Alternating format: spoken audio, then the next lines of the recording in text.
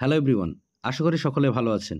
ইতিমধ্যে Paschimbanga school service commission ২০১৬ নিয়োগ দুর্নীতি মামলা সংক্রান্ত লেটেস্ট হলফনামা জমা করেছে মহামান্য সুপ্রিম কোর্টে। সেখানে অযোগ্য চাকরি প্রাপকের সংখ্যা পূর্বের তুলনায় কমানো হয়েছে। এসএসসি মহামান্য সুপ্রিম কোর্টে জানিয়েছে অযোগ্য চাকরি প্রাপকের সংখ্যা ৫,৩০৩ জন। অবশ্য এসএসসি এর আগে জানিয়েছিল অযোগ্য চাকরি প্রাপকের সংখ্যা ৫,৪৮৫ জন। অর্থাৎ লেটেস্ট হলফনামায় সেই সংখ্যা কিন্তু কমে গেল। আর এই অবৈধ চাকরি প্রাপকের সংখ্যাগত তারতম্যের কারণে অনেকেরই কপালে ভাঁজ পড়তে শুরু করেছে। বিশেষ করে যারা বৈধ চাকরি প্রাপক তাদের মধ্যে একটু নেগেটিভিটি বেশি ছড়াচ্ছে। এর পেছনে বিভিন্ন কারণ আছে, বিভিন্ন ইউটিউব চ্যানেল এবং বিভিন্ন সংবাদ মাধ্যম বিষয়টাকে নেগেটিভভাবে পরিবেশন করছে তার জন্য। তবে অন্যভাবে যদি হিসাবটাকে দেখা যায় তাহলে এই হিসাবের মধ্যে তেমন কোনো সমস্যা আছে বলে মনে হবে না। সিবিআই রিপোর্ট অনুযায়ী ওএমআর নাম্বার ম্যানিপুলেশন হয়েছিল ৮,১৬৩ জনের।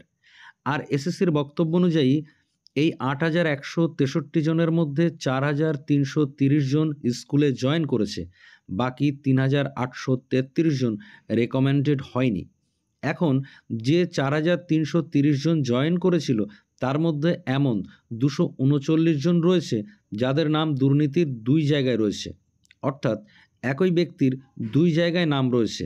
যেমন গ্রুপ সিতে রয়েছে ৫৭ জনের, গ্রুপ ডিতে রয়েছে ১৭০ জনের এবং নবম দশমে রয়েছে ১২ জনের। এই হলো মোট ২৩৯ জন। ফলে ৪,৩৩০ থেকে ২৩৯ জন বাদ দিলে সংখ্যা দাঁড়াবে ৪,০৯১ জন। এর সঙ্গে টোটাল র্যাঙ্ক জাম্প ১,২১২ জন। তাহলে সর্বমোট অবৈধ চাকরি প্রাপকের সংখ্যা ৫,৩০৩ জন, যে সংখ্যাটা পরিষ্কারভাবে এসএসসি তার লেটেস্ট সাবমিশনে উল্লেখ করেছে।